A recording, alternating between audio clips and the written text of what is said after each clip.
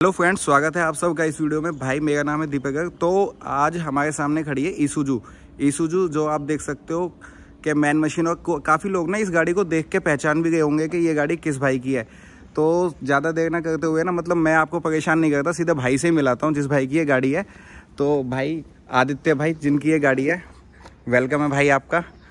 तो भाई से ही सीधी बात करते हैं और भाई से ही पूछते हैं इस गाड़ी के बारे में कि भाई ने ये गाड़ी कैसे ली, क्यों ली। तो भाई आदित्य भाई, सबसे पहले तो भाई का भी यूट्यूब चैनल है ना, और भाई से ना मैं यूट्यूब के थ्रू ही मिला। तो भाई से बात करता हूँ। तो आदित्य भाई, आप ये बताओ, आपने ये हाईलैक्स ईसूजू ली, तो ईसूजू जब आपने ली तो आपके पास ऑप्शन था हाईलैक्स का, तो आपने वो क्यों नहीं कंसिडर करी? देखिए, हाईलैक्स एक्चुअल में ऑन रोड उसका अप्रॉक्सीमेटली 45 लाख पड़ जाता है। अच्छा, जो इसका जो ऑन रोड है प्राइस हाईलैक्स का, वो अप्रॉक्सीमेटली 45 लाख पड़ जाता है। हाँ, है ना। और ये मुझे 27 लाख ऑन रोड पे पड़ मिल रही थी। ओके। प्लस इसमें आपने देखा है मैंने ऊपर से मॉडिफिकेशन कराए हैं। हाँ, मेरा सोल पर्पस ओवरलैंडिंग था। हाँ, मुझे ये ज़्यादा कॉस्ट इफेक्टिव लगी मेरे सारे मॉड्स के साथ। ठीक है, इसलिए मैंने हाईलैक्स नहीं ली और इसे लिया। ओके। मतलब बेसिकली क्या आपकी रिक्वायरमेंट इसमें फुलफिल हो गई थी, तो ज़्यादा पैसे क्यों डालने हैं इसमें। तो ये वाला टॉप मॉडल है, ये मैनुअल में टॉप मॉडल है। अच्छा, इसमें 4x4 वी क्रॉस है ना। वैसे इसमें एक 4x2 भी आता है। हाँ जी। वो इससे कम में होता है। हाँ, और इंजन स्पेसिफिकेशन में चेंज रहता है ना उसमें? शायद नहीं, इंजन सेम है। स्पेसिफिकेशन में चेंजेस नहीं है, बस 4x4 और 4x2 का डिफरेंस है। ओके, 4x4 बहुत इंटीरियर चेंजेस है उसमें। हाँ, इंटीरियर में थोड़ा सा चेंज है उसमें शायद कुछ। ये सब आपका पावर मिरर वगैरह ये सब नहीं मिलता है। ओके। वो बेसिकली क्या है ना, फीचर्स में चेंज है, इंटीरियर में नहीं, फीचर में। इंटीरियर में भी थोड़ा, मतलब इंटीरियर बेसिक डिजाइन में चेंजेस नहीं है, कुछ चीजें नहीं है। फीचर्स, हाँ फीचर्स फीचर्स में फीचर्स के अंदर चेंज है। तो आपको, अगर मैं ओवरलैंडिंग की बात करूँ, तो ओवरलैंडिंग करते हुए कितना टाइम हो गया? ओवरलैंडिंग करते हुए मुझे लगभग, प्रॉपर ओवरलैंडिंग करते हुए मुझे 1.5-2 साल हो गए। 1.5-2 साल हो गए। हाँ जी। तो भाई ने ना अपनी गाड़ी में मॉडिफिकेशन भी काफ़ी की हुई है। मतलब एक तो पूरी रैप करा रखी है आपने ये। हाँ, ये मतलब पूरी नहीं है, साइड से पूरी रैप करा रखी है, मतलब बोनेट वगैरह और बम्पर वगैरह रैप नहीं है, लेकिन साइड से तो पूरी रैप। ये मीन मशीन का क्या मतलब है? मीन मशीन एक्चुअल में इस कार का एक तरह से आप नाम कह लो। ओके, ये इसका नाम है, मीन मशीन के नाम से ही अब लोग इसे जानते हैं। अच्छा। ओके, मीन मशीन के नाम से। और एक चीज़ मैंने आपका देखा, तो ये गाड़ी आप जैसे ओवरलैंडिंग पे करते हो, तो इसको तो आप कहीं भी ले जाते हो, रफ एंड टफ यूज करते हो। तो उसमें फिर आपको ये माइलेज वगैरह क्या दे देती है? पेट्रोल में, डीजल में? ये डीजल है। हाँ। और करंट मॉड्स के साथ ये मुझे लगभग 9-10 का माइलेज दे देती है। 9-10 की माइलेज आपको दे देती है। तो अभी तक ये कितनी चल गई है? ये ऑलमोस्ट 10,000 अप्रॉक्सीमेटली चल चुकी है। 10,000। और आपको लिए हुए तो अभी इसको 6-7 मंथ ही हुए हैं ना? हाँ, 6 मंथ। तो 6 महीने में आपने बहुत चला दी 10,000 किलोमीटर। हाँ, कह सकते हैं। हाँ, तो 10,000 किलोमीटर में अगर हम बात करें तो ना, एक ना गाड़ी के अंदर ही बैठ के बात करते हैं, थोड़ा ना बाहर नॉइज बहुत ज़्यादा है। गाड़ी के अंदर की भी बात करूँ ना, तो गाड़ी के अंदर भी ना काफ़ी स्पेस है। अब पूरा बैठ के आपको ग्रैब हैंडल वगैरह ये सारी चीज़ें मिल जाती हैं बैठने के लिए। और आपने शायद ये म्यूजिक सिस्टम तो चेंज करा है? ये वाला तो नहीं आता? नहीं, यही आता है। ब्लू पंख का ये वाला आता है? ओके। आदित्य जी, एक चीज बताओ मेरे को इसमें, जैसे इसका ना आपको मैं बताऊं, आप इसको रफ एंड टफ यूज करते हो? हाँ जी। पूरा की पूरा रफ एंड टफ यूज करते हो, तो रफ एंड टफ में ना आपको कहीं, आपको इसके व्हील बेस से दिक्कत नहीं आती कहीं पे भी, 4x4 में, या फिर व्हील बेस बीच में कहीं पे अटकता हो? क्योंकि इसका व्हील बेस बहुत लंबा है। हाँ, नहीं, वैसा कुछ भी नहीं होता है। ओके। थोड़ा सा इस गाड़ी, ये मतलब चलाने में थोड़ी टफ है गाड़ी। हाँ, क्योंकि इसका चाहे आप गियर शिफ्टिंग ले लो, या ओवरऑल ड्राइविंग, आप ड्राइविंग डायनामिक्स ले लो, या हैंडलिंग ले लो, या जो इसका साइज है, हाँ, वो सारी चीजें इसको थोड़ा डिफिकल्ट बनाती हैं चलाने में। ठीक है। लेकिन जब आप यूज्ड टू हो जाते हो तो आपको कोई दिक्कत नहीं होती इसे काटने में या कहीं से भी निकालने में, बल्कि फन आता है ड्राइविंग। ओके। तो आपने जैसे अब आप इसको चला रहे हो, आपके पास थार भी है, आपके पास सफारी भी है, और आपके पास अब ये ईसूजू भी है। तो आपके पास 3 गाड़ियां हैं और तीनों अलग अलग ब्रांड की गाड़ियां हैं, है ना? तो आपको सबसे ज्यादा फन किस में आता है? मतलब इसमें आता है, क्योंकि आपके पास तो तीनों ही हैवी व्हीकल है और एक तरीके से रफ एंड टफ वाले व्हीकल है। हाँ जी। है ना? तो सबसे ज्यादा फन किस में आता है आपको? ईसूजू में आता है या फिर थार में, या इसमें? मुझे सबसे ज्यादा फन इसमें ईसूजू में आता है। वैसे अगर कैपेबिलिटी में बोला जाए तो मुझे थार ज़्यादा कैपेबल लगती है। अच्छा। ईसुजू जो है इसमें एक तो सामान काफ़ी ज़्यादा आ जाता है और मेरे ओवरलैंडिंग के पर्पस को पूरा करती है। तो कोई ऐसा ट्रिप है जो कि लगभग 1000-2000 किलोमीटर का है और पहाड़ों का ट्रिप है और मुझे ओवरलैंडिंग नहीं करनी है, तो मैं थार प्रेफर करूंगा। ओके। लेकिन कोई लंबी ट्रिप है और मुझे लंबा चलाना है गाड़ी को, तो उसके लिए फिर मैं प्रेफर करूंगा ईसुजू, क्योंकि इसमें कंफर्ट है। थार में कंफर्ट नहीं है। थार में थोड़ा सा बॉडी रोल ज्यादा मिलेगा आपको इसके अकॉर्डिंग, इसमें बॉडी रोल थोड़ा सा कम रहता है। इसमें बॉडी रोल कम है, पहाड़ पे काफी स्टेबल रहती है, टफ टेरेन्स पे भी काफी अच्छा परफॉर्म करती है और यही है। बाकी तो दोनों गाड़ियां डिफरेंट पर्पस है, वो अपना सर्व करती है। तो अब जैसे अगर मैं बात करूँ तो ये आपका डीजल इंजन है। हाँ जी। तो आपको अगर इसको, जैसे आप इसको तो बहुत रफ एंड टफ यूज करते हो, काफी ना स्नो वाले एरिया में भी जाते हो, तो वहां पे आपको गाड़ी स्टार्ट करने में, ऑन ऑफ करने में कोई दिक्कत नहीं है? जैसे काफी टाइम ना डीजल जैसे फ्रीजिंग वाला पॉइंट आ जाता है तब बहुत दिक्कत होती है। नहीं, वो वैसी बात आपकी सही है। जैसे काजा में ऑलमोस्ट -20 डिग्री था। हाँ जी। तो उसमें फिर उस चीज से बचने के लिए मैंने just to be on safer side हर 8 घंटे पे या 6 घंटे पे एक बार गाड़ी 5-7 मिनट के लिए स्टार्ट कर। अच्छा। तो ये चीजों से फिर बचा जा सकता है इस तरीके से। ओके। आप हर 5-6 घंटे में ना गाड़ी स्टार्ट कर देते थे? हाँ जी, हाँ जी। तो आपको ये गाड़ी मतलब लॉन्ग रूट पे ऐसा तो नहीं लगता, मतलब फटीग वगैरह कुछ? नहीं, इस गाड़ी पे नहीं लगता। अगर थार चलाऊं तो नहीं। अच्छा, ये आपको कंफर्टेबल लगती है? ये कंफर्टेबल है। ओके। तो आपने हाइलक्स चला के देखी है? हाँ जी। तो वो उसका और इसके बीच में अगर बात करें तो हाइलक्स में पावर ज्यादा है, कंफर्ट सेम ही है ऑलमोस्ट दोनों में। मेन डिफरेंस जो है वो पावर का है हाइलक्स और इसमें। ठीक है। अच्छा, एक ना आदित्य जी, एक ना एड ब्लू वाली दिक्कत बहुत आ गई आजकल। हाँ। क्योंकि जब से BS6 आया है ना, तो डीजल गाड़ियों में क्या है कि वो एड ब्लू का पंगा बहुत रहता है। राइट।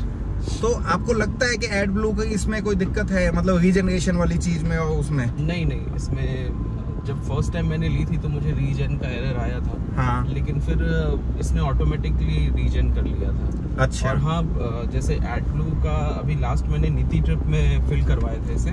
सॉरी, स्पीति ट्रिप में फिल करवाया था। हाँ। उसके बाद से काफी चली है गाड़ी और मतलब अभी तक तो एक भी पॉइंट इसका कम नहीं हुआ है। अच्छा। तो ऑलमोस्ट 15 लीटर आ जाता है इसमें एड ब्लू। ओके। तो इन गाड़ियों का ना यही मजा है, जैसे अब गड्ढे वड्ढे वाले रास्तों पे कुदाते हुए ऐसे ही ले जाओ, है आदित्य जी? हाँ, थोड़ा मजा, मतलब इस गाड़ी पे अगर आपको प्रॉपर कंट्रोल हो जाए ना, हाँ, तो आप इस गाड़ी के साथ फन कर सकते हो। ये चीज तो है।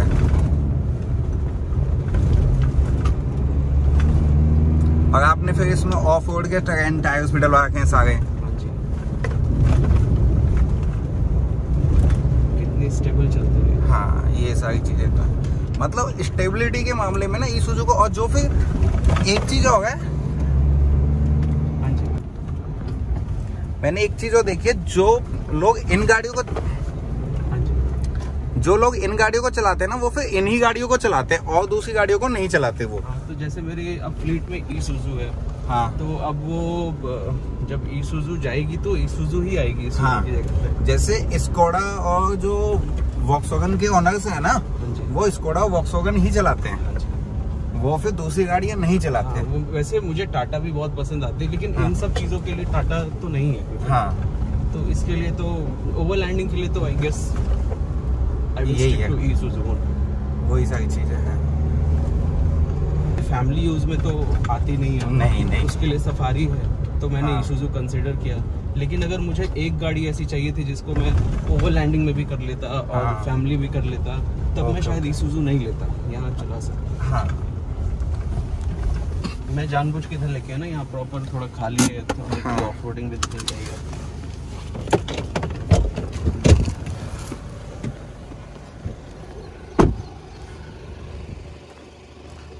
मॉडिफिकेशन भी काफी करा रखी हैं, जैसे आपने ये सारी चीजें लगवा रखी हैं।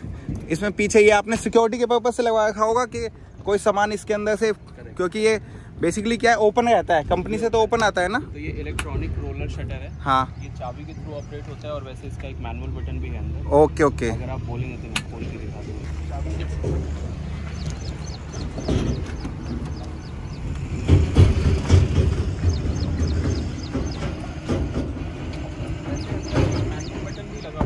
Okay okay okay. तो इसमें क्या है ना, आपका सारा सामान आ गया और सारा सामान सेफ हो जाता है। देखिए आपको हाँ कुछ ओवरलैंडिंग के सामान अभी अंदर ही है। ओके ओके, नहीं सही है ये चीज़। तो ये आपने कहाँ से लगवाया था? ईसुजू से तो नहीं आता ये वाला? नहीं नहीं, ये तो मैंने वंडर व्हील्स गाजियाबाद से करवाया था। Okay okay. तो इस गाड़ी की 70% मॉडिफिकेशन उन्होंने ही की है। जैसे ये रोलर शटर हो गया, या फिर ये जो आप केज देख रहे हैं ये। ओके। उसके बाद ये जो आप रैपिंग, जो डी क्रोमिंग देख रहे हैं, ये हाँ। ये आईडी गुड़गांव से है, जो गाड़ी की रैपिंग है। ठीक है, जो है, लेकिन जो डी क्रोमिंग है वो उन्होंने ही किया है, वंडर व्हील्स वालों ने। तो आपका ये बेसिकली क्या है? अच्छा एक चीज बताओ मेरे को, जैसे आपने ये डाल रखा 9 आदि, तो ये 9 आदित्य के नाम से है ना? हाँ जी, एडी आदित्य। हाँ ओके ओके। तो एक बार मैं ड्राइव करता हूँ इसको। गाड़ी की बात करें ना भाई, तो गाड़ी अभी तक चल चुकी है आपकी 10,000 किलोमीटर। ये 10,787 किलोमीटर। तो इसकी अगर मैं सर्विस की बात करूँ तो सर्विस कितनी हो गई है? सर्विस इसकी 3 हो चुकी है, तीसरी अभी जस्ट हुई है। सॉरी, तो दो सर्विस हो चुकी है। वो 2000, 2000 और 5-6 वाली हुई होगी ना? हाँ जी।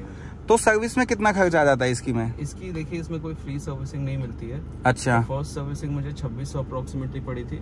ओके। और सेकंड सर्विसिंग मुझे 10,000 अप्रोक्सीमेट पड़ी थी। 10,000 रुपीज की, जिसमें इसका ऑयल वगैरह चेंज हुआ था। Okay okay.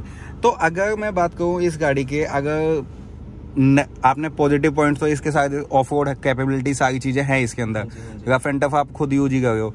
कुछ ऐसी चीजें कि अगर वो चीजें होती तो और ज्यादा मतलब ठीक रहता। हाँ है, वो सारी चीजें हैं। जैसे ये थोड़ी सी अंडर पावर लगती है। हाँ, साइज के हिसाब से, वेट के हिसाब से थोड़ी अंडर पावर लगती है।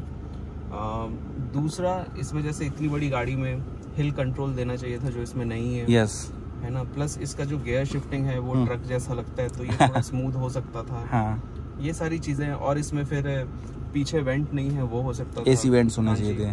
फिर इन्होंने ऑटोमेटिक में ये जो सारी चीजें मैं आपको बोल रहा हूँ, एसी वेंट को छोड़ के ये सारी चीजें उन्होंने ऑटोमेटिक में दी हैं। जैसे इलेक्ट्रॉनिकली एडजस्टेबल सीट हो गई, हिल कंट्रोल हो गया, लेदर अपहोल्स्ट्री हो गई। ये तो मैंने कराया है, ये बाहर से कराया है। ओके, ये आपने ये कंपनी से नहीं आता? नहीं। ओके, तो इवन टॉप मॉडल में भी नहीं आता ये? टॉप मॉडल में आता है, मतलब ऑटोमेटिक वाले में आता है, मैनुअल में ये वाली चीजें नहीं आती। तो ये आपने अपने टेस्ट के लिए बाहर से कराया है? मैंने कराया है, ये सब जो आप देख रहे हैं। ओके ओके, मैं ये सोचा कि ये कंपनी से आता है। नहीं, इसके सीट के साथ पूरे थीम है। अच्छा, ओके ओके ओके। ये सीट कवर के साथ आपने ना फिर ये थीम बिल्कुल मेंटेन की है। हाँ जी।